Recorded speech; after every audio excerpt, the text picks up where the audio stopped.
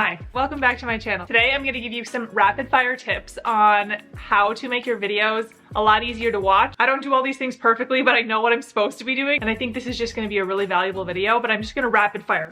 We're going to go from the beginning to the end of the video. So to start off with your video, you want to make sure there's a payoff right in the first few seconds. This could mean that you do something weird or unusual in the first couple seconds. Hi. Or you could do like graphics or a title. I'm also getting hit in the face by these sun catchers I have. Look at my room right now.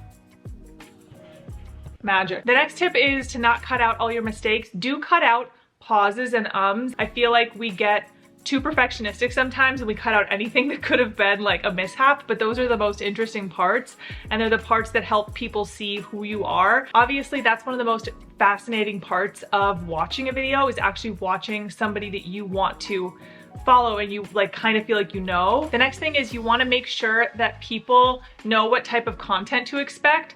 So if that's just like a certain thing you say in the intro every single time, or you have a consistent niche that you're always talking about, make it easy for them to know what type of content to expect. The next thing is make it easy for them to watch the video by using motion matching, which basically just means don't have something up here and then in the next scene have their eye have to go all the way here. That's actually subliminally really hard for us to track. You want to focus on having the viewer's eye line be able to very easily follow your video because they're not having to do like hard work trying to look all over on the screen. The next thing is to make it easy for them to interact with your video.